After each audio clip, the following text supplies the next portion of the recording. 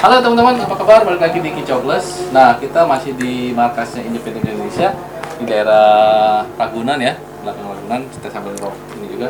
Nah, kita akan membahas, sekarang langsung membahas ke materi cucak hijaunya nih, yang ada biasa ada di lapangan. Nah, kita akan video reaction ya, dan kita langsung kasih minta tanggapan dari Om Ajin apa yang perlu dibenahi, kenapa burung ini di lapangan seperti ini, ya kan?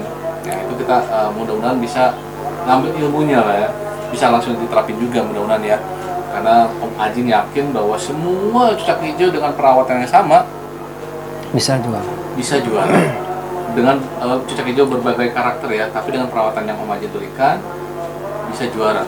Nah, bagaimana informasinya langsung aja kita tanya-tanya dan kita lihat videonya dulu ya. Langsung kita lihat videonya dulu apa? Siap. Video nggak apa-apa dulu ya. Okay. Nah, kita langsung lihat videonya dulu sekarang.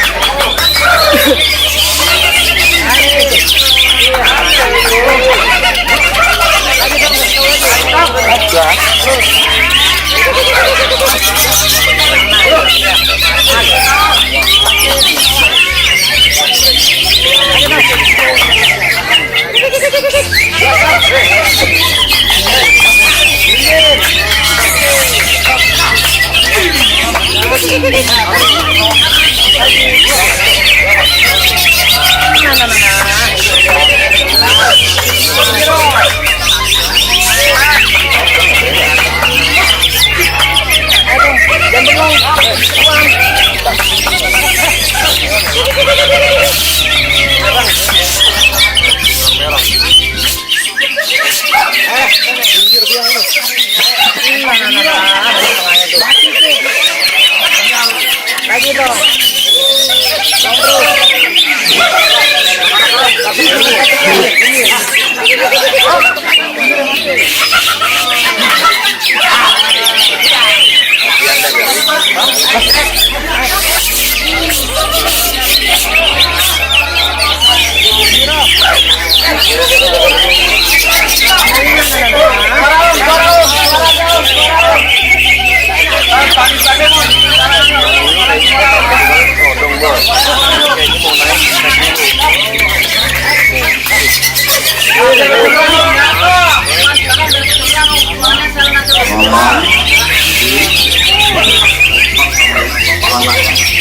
Nomor berapa itu? Apa-apa? Nomor berapa? Nomor tangan berapa? Kalau 14 dipertegas Pak ya.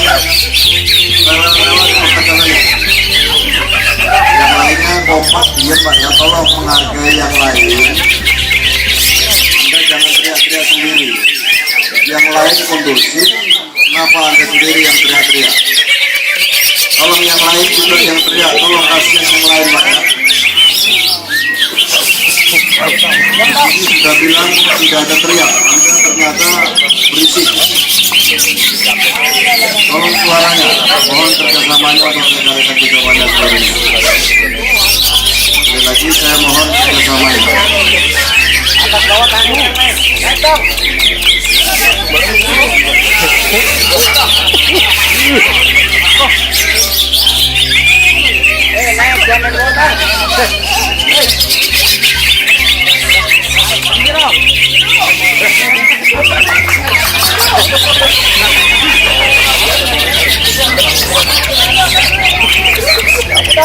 Teman-teman, udah lihat videonya, kita langsung tanya-tanya sama Pak Azim dengan video tersebut dari kemampuan burung ini sering dialami teman-teman juga. Di awal udah bagus, di atas ini kan.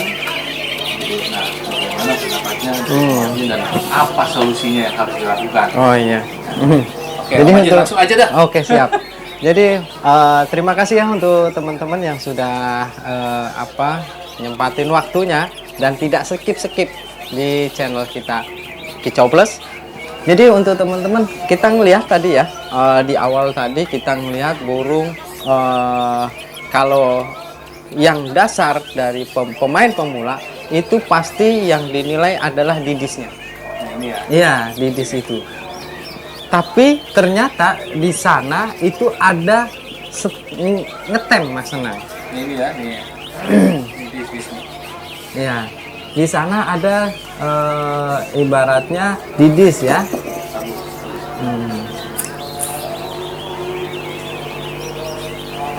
Nah, di sini untuk teman-teman ya, selain didis yang ada di burung ini,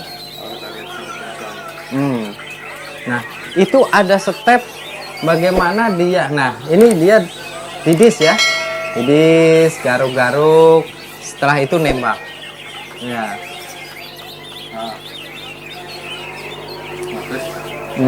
Dia didis, nembak lagi. Setelah didis dia ngetem.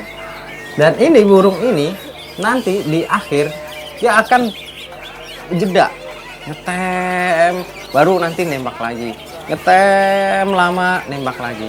Beda dengan yang memang dia sudah perfect, didisnya hilang, dia kerja dari awal, berhenti sebentar, mungkin lompat atau kanan geser, setelah itu nembak lagi, keluar materi. Itu yang bagus. Kalau seperti ini bisa dibilang burung satu memang dari faktor mandi, yang belum stabil. Minimal untuk cucak hijau yang mau dilombakan itu pagi mandi, sore mandi, dan kapan suhu tubuhnya naik, entah itu karena cuaca atau karena suhu tubuhnya yang panas, dia mandi. Maka di channel kita sarankan untuk setting bentuk power dengan adanya air mandian setiap hari di dalam kandang. Pakai kotak itu ya berarti ya? Kita sarankan mau pakai kotak, mau pakai batok, ya batok itu terserah. Yang penting burungnya mau mandi, ya setiap saat yang dia mau gitu. Nah ini yang sering menjadi penyebab burung itu didis. Kedua, didis itu dari rawatan setiap hari yang dia berikan. Mungkin pagi dijemur, ya kan, siang lagi dipanasin terus diangin-anginkan, setelah itu dikerodong, kadang diablak. Itu yang tidak konsisten seperti itu kadang-kadang akan menaik turunkan suhu badannya. Disitulah akan timbul dia didis atau belum waktunya dia sudah didis, kita sudah gantangkan. Nah, seharusnya seperti apa ya? Harusnya kita harus lakukan itu rawatan dari set awal. Nah, gimana tuh? Nah, itu selain kita dengan pemberian EF yang konsisten, kita harus memberikan air mandian yang ada setiap hari di dalam kandang, dan burung tidak bisa diotak-atik. otak-atik seperti apa? Contohnya yaitu tadi, pagi harus diembun, siang harus dijemur, terus pindah ke sini, pindah ke sana, ya kan? Kadang di bawah, kadang taruh di atas, kadang-kadang dikerodong, kadang-kadang diablak. Nah, ini yang namanya otak-atik. Kadang-kadang digeprek, kadang-kadang disiulin, intinya walaupun teman-teman itu berpikir bahwa itu mengkondisikan, tapi dengan step pengkondisian seperti itu, burung kebanyakan dan fakta itu tidak maksimal. Jadi apa yang harus dilakukan nih kalau supaya burung-burung ini nggak diotak-atik? Karena kan kalau udah settingan seperti yang diotak-atik itu kan udah sebenarnya udah rutinitas, udah tumbuh-tumbuh lah. Iya. Dari senior ke juniornya, dan hak seperti apa yang nggak diotak-atiknya itu? Nah, ini kalau menurut saya sarankan untuk mengganti cara settingnya. Ya, jadi ya saya sudah share cara rawatan setting bentuk power yang ada itu simple dan tidak macem-macem gitu. Nah, nanti kalau sudah tidak macem-macem, nanti didisnya, cara ngetemnya itu dia akan hilang. Nah, contoh satu aja kalau misalnya perawatan di rumah lah, supaya tidak macam-macam, tidak otak-atik seperti apa gitu. Jadi salah satunya kandang ya, kandang. Ya, untuk rekan-rekan bisa cari tempat atau kandang atau penempatan kandang. Kan kita nggak main otak-atik. Jadi cari lokasi yang kira-kira burungnya nyaman. Satu, nyaman dari semut, kedua nyaman dari kucing, terus pokoknya semua harus nyaman gitu. Nah, kedua, teman-teman nggak bisa naruh terlalu tinggi. Nah, minimal dia sebahu. Kenapa kita pakai sebahu? Karena kita untuk memberi pisang, mengganti pisangnya, memberi air mandianya, itu tidak perlu menurunkan, tidak perlu menaikkan. Kotorannya? Nah, kotorannya itu ada step. Nih, kita bisa lihat itu untuk tarik aja, yang bawahnya karpetnya tinggalkan, tarik, ya kan? Karpet nanti akan turun dia. Setelah turun baru kita seset. Nah, itu mau cucak hijau, kandang cucak hijau 3, 5, 4 itu akan simple dan akan mudah. Step itu tinggal tarik, karpetnya turun, kotorannya di bawah. Kalau kita langsung tarik dengan karpetnya, otomatis kotoran itu akan nempel di kandang itu. Dan burung kalau belum stabilnya, burung muda ya, masih fluktuatif, dia kotorannya dia akan cerepet ke sana sini. Tapi kalau sudah mulai stabil, sudah mulai nyaman, dan kotoran itu akan jatuh di tempat itu yang sama. Nah, rekan-rekan harus bisa melihat itu, gitu. Nah, tapi Om Haji yang saya maksud, berarti ini nggak ada lagi proses jemur, ya kan? Nggak ada lagi proses ubar. Nggak ada. Jadi cuma ditaruh di tempat yang biasa harus satu titik. Iya. Dia akan konsisten di sana. Terus dia akan bisa menyesuaikan areanya. Dia akan mendapatkan kenyamannya. Setelah kita sudah nyaman di sana, burung apabila kita keluarkan, dia akan bongkar-bongkar atau bunyi-bunyi, bisa dibilang dia akan perform. Kalau dia sudah dipindah, dia akan ngebar gitu. Berarti pada intinya kalau nyaman, ya bikin senyaman mungkin. Itu dia kunci, itu merupakan kunci.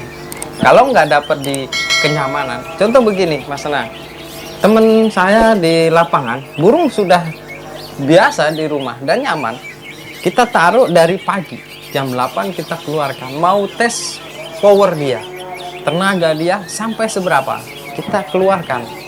Begitu dikeluarkan dari jam 8 pagi, kita tidak masukkan sampai maghrib, bunyi terus. Dia bunyi terus, nggak berhenti-berhenti. Tembakan, kadang ngukluk, kadang tembakan. Kalau capek dia berhenti, mepet sampai kasihan, sampai kita ngelihatnya kasihan. Akhirnya dia diam, itu kita kembalikan ke tempat semula, baru dia diam. Sampai ada step yang seperti itu. Berarti emang di tempat itu nggak ada kerodong lagi ya? Nggak pakai Udah kerodong. diabak gitu aja? Iya, karena kita mainnya itu suhu tubuhnya, bukan suhu cuacanya. Masuk akal nggak kalau kita kerodong burung itu ngap, ya kan? Ngap, panas. Selain panas dari luar, kita panas dari EF yang kita berikan, ya kan? Nah, daripada ribet seperti itu harus jemur apa? Nggak usah. Tinggalkan kerodong, kita naikkan suhu tubuh di dalamnya dengan EF yang kita berikan, gitu. Masuk akal. Tapi ini akan membantah settingan pemain-pemain lama. Oh, jelas, jelas. Karena pemain lama dan pemain yang sudah didengkotan ya, mbah saya pemain burung juga, tahu burung juga. Dulu walaupun perkutut, walaupun burung puter ya, kalau orang Jawa bilang burung puter, sama kutilang. Dulu kutilang, Mas. Kutilang saya itu sampai kita lepas 1 bulan nggak jauh dari rumah, nggak mau jauh. Baru 1 bulan nggak tahu rimbanya kemana. Dia pasti setiap siang dia duduk di kandang. Dan dia bunyi minta makan terus. Tiap siang dia datang lagi makan minta makan. Itu hampir 1 bulan. Nah, ternyata orang dulu, mbah saya, burung nggak diapa-apain. Jarak berapa meter mbah saya pulang, bapak saya pulang, itu burung sudah tahu dulu. Karena dia punya insting dan naluri. Belum kelihatan orangnya, dia sudah bunyi sampai teler. Begitu ketemu, dia langsung turun di tangkringan bawah, nunggu untuk memberi kasih makan. Itu burung seperti itu. Dan sekarang ini orang yang punya naluri seperti itu jarang sekali. Masuk akal ya. Jadi kita harus membuat si burung ini nalurinya keluar dulu sama instingnya. Jangan kita mengikuti insting kita, jemur. Nah, itulah kadang-kadang perbedaan nafsu dan hobi. Hobi yang didasari dengan nafsu. Jadi kita tidak bisa melihat kapan burung ini siap digantangkan, tapi kita yang bernafsu untuk menggantangkan. Itu. Tapi gini loh, balik lagi ya, dengan perawatan kita secara titik ya, pembersihan, berarti itu sampai dia mabuk itu di situ tuh. Iya, dan itu fase mabung itu belum tentu mabung. Kata orang setiap semua itu rontok bulu itu mabung, atau rontok karena EF, atau kadang-kadang burung kalau nggak nyaman, kalau stres, dia akan merontokkan bulu. Nah, terus di fase dia pengen birahi naik tinggi, di saat hasrat untuk membuat sarang itu ada, dia akan merontokkan bulu. Ya, disitulah untuk menghangatkan nanti anak-anaknya. Pakai apa? Salah satunya pakai bulu. Itu sih. Nah, kembali lagi ke video yang tadi nih Om. Berarti kalau lihat dari video yang ini, menurut Om caranya seperti apa yang harus dilakukan? Nah, kalau ngelihat burung itu, memang burung, kalau saya ngelihat dengan cara kerjanya, terus di lapangan dengan fakta yang ada, itu burung yang banyak di otak-atik. Ya, mungkin bisa settingan yang pakai 55 atau 33 atau 77 atau berapa seperti itu, dan banyak di otak-atik juga. Jadi kalau menurut saya, burung yang sudah mulai stabil seperti itu, kita rubah setnya. Nah, agar apa? Agar kita dapat kestabilannya. Kalau burung ini mau, orangnya mau konsultasi atau mau telepon atau mau kita temui, kita cocokkan aja. benar nggak apa yang saya katakan? Itu bisa dites. Dan rata-rata semua rekan-rekan hijau yang ada, yang burungnya performanya seperti itu, pasti mainnya di otak-atik. Nah, kembali lagi tadi ke otak-atik IF sendiri. Nah, kalau kamu sendiri, kata Om ya, Om Ajin, IF kan perlu di otak-atik, bener ya? Apa yang mesti ditakar berapa, tapi yang mau dijual aja tuh gimana? Enggak. Enggak. Iya, jadi kita memberi makan di step settingan set bentuk power kita itu tidak membatasi kapan burungnya makannya banyak atau sedikit. Jadi gitu. Jadi kita kasih bisa dibilang orang mengenalnya jor jangkrik. Ya, jor jangkrik aja.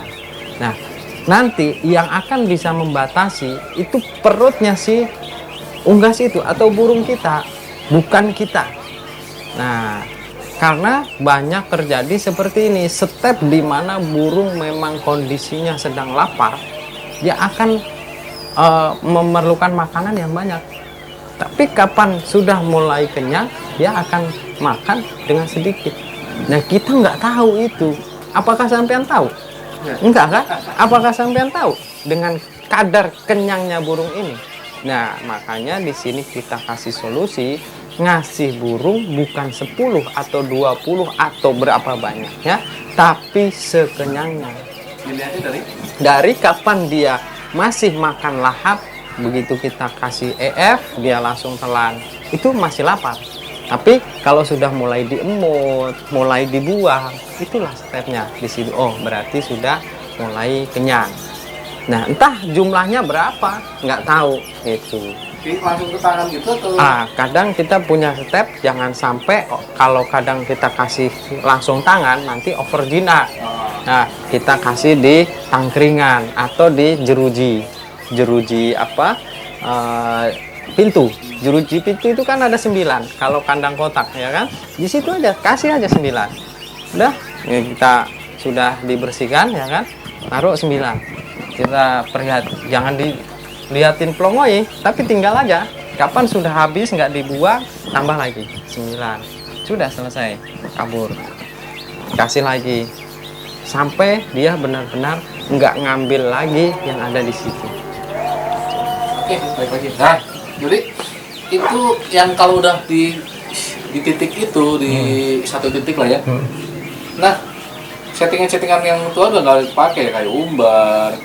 Nah, karena itu kan mitosnya umbar perlu, terus prodong perlu atau gimana? Udah nggak perlu ya. Jadi cuma ngabrak aja. Bukan nggak perlu, tetap perlu. Cuman kita harus paham kapan pengumbaran itu diperlukan dan kapan pengerodongan itu diperlukan, dan apa fungsi umbaran dan apa fungsi kerodong gitu. Kalau begitu di sini diablak, di rumah diablak, sampai mau ke gantangan diablak, ya burung rusak, ya kan? Terus burung waktunya panasnya 36 derajat, 40 derajat, ya kan? Sampai umbar, enggak. Di mana kondisi itu burung? Nah, makanya kita nggak perlu detailkan lagi. Nanti lebih detail di video selanjutnya, karena pembahasan ini bukan hanya sedikit Mas Anang. Untuk pemahamannya, kalau nggak diruntut dari awal, itu tidak akan dapat. Nah, sebenarnya tapi kalau settingan itu ada masteran nggak sih sebenarnya? Nggak ada ya? Sebenarnya gini, untuk teman-teman, masteran itu diperlukan. Ya, lagi-lagi saya akan bertanya, bukan setiap hari harus dimasteran gitu. Kecuali burung hidup. Kalau burung hidup, dia tahu waktu. Kapan waktunya tidur, dia akan tidur. Kalau MP3 itu enggak. Nah, kebanyakan untuk rekan-rekan pakai MP3. Pagi, siang, sore itu standby 24 jam. Nah, saya mau tanya sama Om Nanang, Om rekan-rekan, kalau sampean di waktu pengen istirahat tidur, denger MP3 bunyi, radio yang kencang atau pelan, terganggu nggak? Nyaman nggak? Itu. Nanti kita bahas lagi di Iya. Kapan waktu memasteri yang bagus dan benar, kapan itu ada saatnya. Dan ya seperti itu. Dan itu lebih masuk ke naluri si burung. Nah, oke, kita langsung masuk ke ininya nih, ke rangkumannya bahwa untuk burung ini yang harus dilakukan saat ini seperti apa? Nah, menurut Om Ajin? kalau untuk burung yang didis terus yang kerjanya kurang maksimal, untuk rekan-rekan harus lebih paham tentang panas dan timingnya. Nah, kalau yang burung didis seperti tadi itu memang dari settingan awal yang banyak otak-atik, maka tinggalkan itu. Yang kedua, burung ngetem itu timing rekan-rekan untuk digantangan kurang tepat. Maksudnya kurang tepat cara mengkondisikan di lapangan itu kapan burung sudah bongkar-bongkar, jangan stepnya masih panjang. Begitu udah tenaganya mulai terkuras baru digantangkan. Otomatis dia akan kerjanya seperti itu. Ngetem. Tapi begitu kapan dia naik on fire, disitulah saat kita menggantang. Itu namanya timing. Nah, itu melihatnya seperti apa di lapangan? Nah, itu panjang sekali. Oh, itu harus simak terus gitu. Simak terus dan subscribe, share ya kan, komen Insya aja Allah. nggak ya. Iya. Oke. Kita berarti- bermain dengan akal nih Iya, Mas ya. Kita pakai logika aja nih. Nah. Berarti 2 step itu aja yang perlu dilakukan. Apa ada lagi? Sebenarnya ada, yaitu harus dipelajari dulu apa sih fungsi ulet Hongkong, apa sih fungsinya jangkrik, apa sih kroto, dan bagaimana timbulnya di suhu tubuh dia, apakah ekstrim panasnya atau secara perlahan atau butuh waktu berapa. Dan itu nanti kita akan jabarkan. Oke, masih panjang penjabarannya. Tapi yang pasti untuk yang video ini berarti untuk video yang ini ya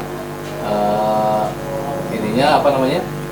Masukannya ya pertama lupa settingan, kedua Cara memainkan timingnya harus timingnya tepat. harus tepat. Ya. Biar Karena kalau saya ngelihat itu burung sudah mulai stabil, cuman hanya pemiliknya kurang tepat timingnya.